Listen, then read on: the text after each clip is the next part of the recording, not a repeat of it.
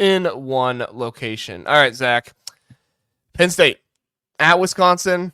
Penn State went through a good amount of stuff here. They had Dennis Sutton go down, denied Dennis Sutton go down. They had Drew Allar go down, and Jalen Reed really, I felt like, made the play that kind of gave it Penn State the spark here. That interception, pick six against Wisconsin in their own territory. Well, in Wisconsin's own territory, able to take that back for a touchdown. That was really kind of a game-changing play at that point. Penn State was down. They needed a spark, and then from there, the offense kind of got that spark and got going again. What was your thoughts, Zach?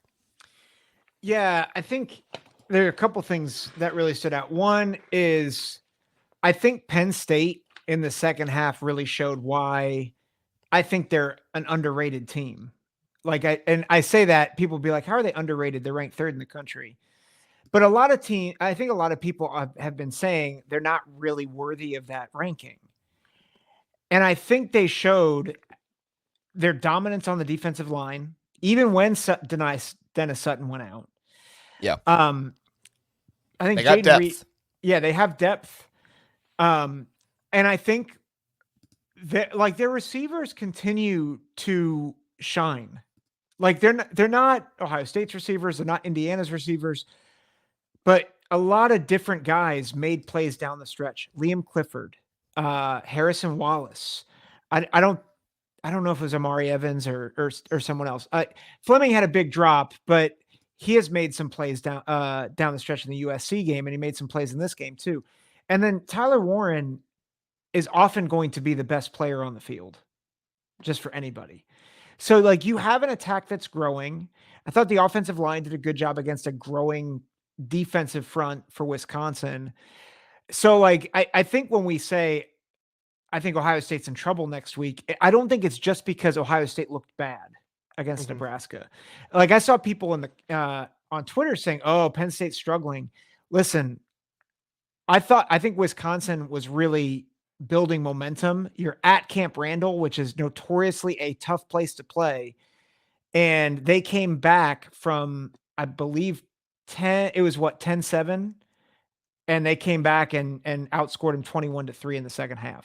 Like, and they did it with a backup quarterback. So the resolve is there. Andy Kotelnicki, man, the way he calls plays. He's been a game changer for this team. Yeah. He's phenomenal. So I think that's my takeaway for Penn State.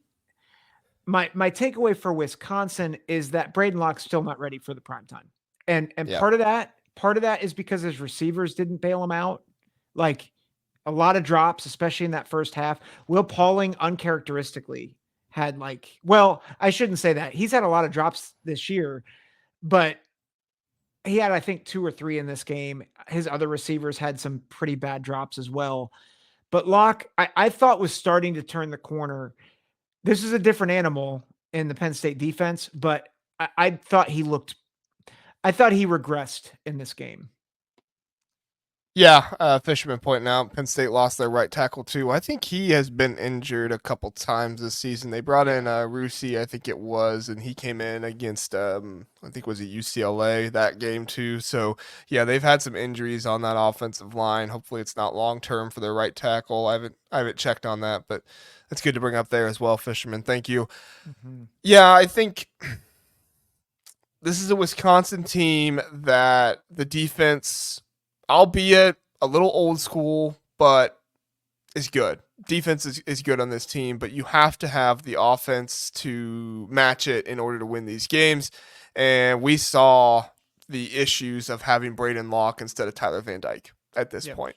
Tyree Walker, credit to him. He got nearly 60 yards on the ground, but Penn State wasn't letting them run the ball. So you were putting the ball in Braden Locke's hands and trying to have him win the game. And that's just not who Braden Locke is. Braden Locke is not going to win you big games like this. Unfortunately, Tyree Walker, he had 22 carries for 59 yards. He did have a touchdown, so he averaged less than 3 yards per carry.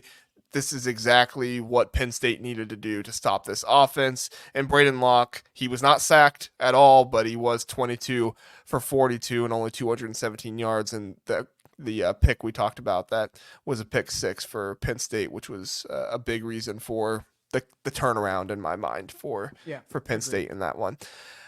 Yeah, this is I would love to see this game played again with Tyler Van Dyke as the quarterback.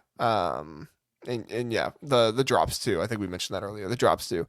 But I would love to see what this team would look like with Tyler Van Dyke as the quarterback. I feel like he has more playmaking ability than Locke does, and I feel like if he had the time back there to throw that Locke has with this outstanding pass blocking of Wisconsin, I'm ready to say it. This is probably the best pass blocking offensive line in the Big Ten. You're able to get out of Penn State with 0 sacks. I mean, maybe the only other team that rivals them at this point is Indiana. But I have to believe Penn State or Wisconsin is probably the best pass blocking team in the Big Ten at this point, and it's disheartening for Wisconsin fans because you have such a good job of you do such a good job of pass protection, and the quarterback just isn't good enough. Mm-hmm. Yep. Yeah. So it's unfortunate for him. What were you gonna say? I was gonna say LFG has been throwing some fire stats all night and like metrics. So like I just want to give him props. Because he's been throwing them out all night on the chat, and it's good stuff. Sometimes they come a little bit later after the game after we're talking about them, so I think we're probably moving a little too quick. But definitely, if you're listening after the fact, go through the chat and see some of the stuff LFG is putting in there. Good statistics was comparing Nebraska and Vanderbilt at one point there too, and that was interesting. So, yeah, I don't know where Wisconsin goes from here. Wisconsin, they do have Oregon left on the schedule, so they have an opportunity for a big win there. But the schedule's not easy for them to end the year. They have at Iowa, home against Oregon, at Nebraska, and then Minnesota, which, if you're one of those Big Ten fans that just thinks everybody stinks, then, you're like, oh, they only have one hard game left. No, those are 4 pretty tough games for Wisconsin. We'll see kind of what their resolve is and stuff like that. You think they can finish with 8 wins, Zach? I mean, you're talking about winning 3 of those next 4 games. Like I said, at Iowa, Oregon, at Nebraska, Minnesota. Man, it'll be tough. It's gonna be really hard to get 3 wins there. Like I would argue that, I think thinking of our power rankings, Iowa, Nebraska, and Minnesota are all in that 10-6 range for us.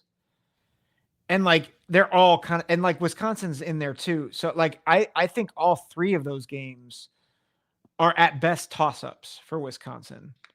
And Iowa with Brendan Sullivan, I like them at home. Like Brendan Sullivan at home against Wisconsin. I don't like that matchup. But night game too. It's gonna be 7:30 this week.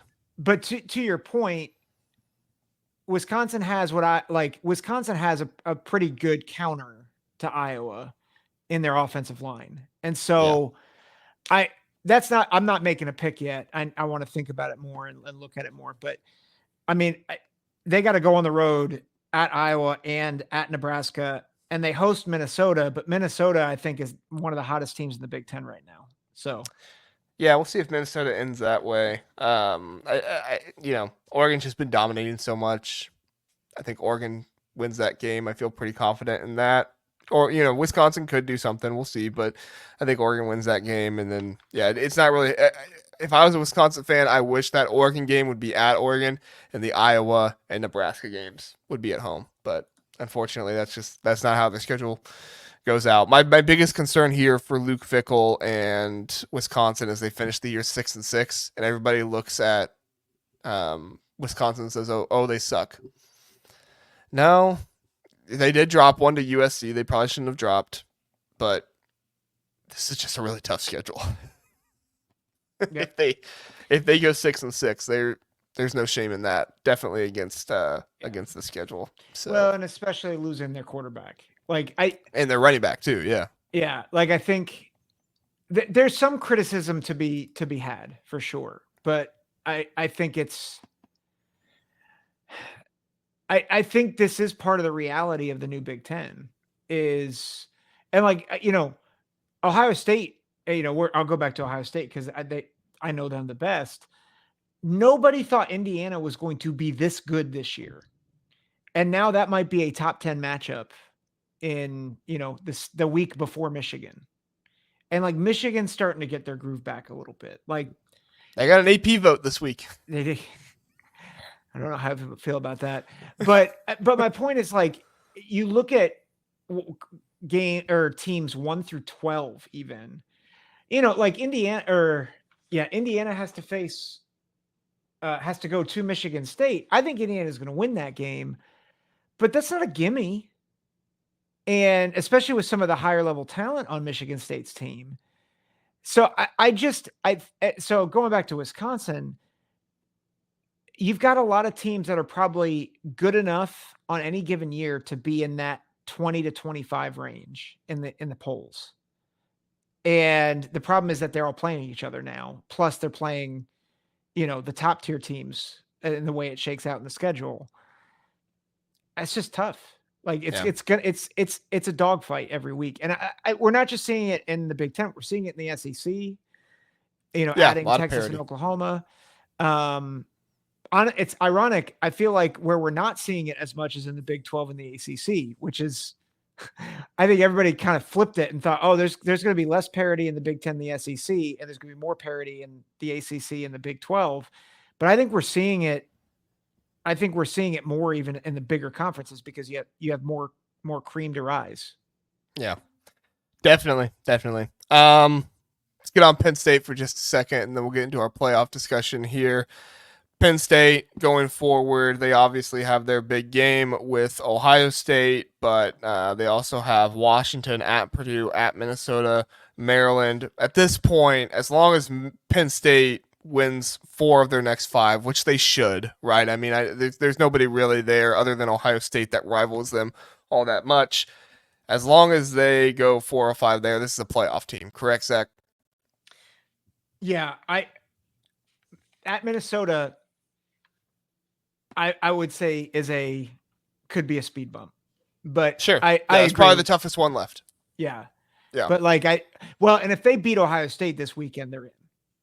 Oh yeah. Yeah, if they beat Ohio State, they're in regardless. If they lose to Ohio State and they lose to Minnesota, which I know Penn State fans, if I say that, they're like going crazy right now. But Minnesota's looking much better, and their offensive line is actually pretty good. If they lose both those games, I don't see the win on the schedule that affords them to stay in the playoffs. Yeah. And Illinois is your best win at this point at home.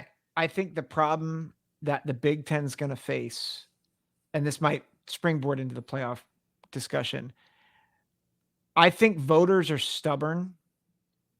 And I think even if Penn State has a better resume, I think they're going to have to fight through SEC perception.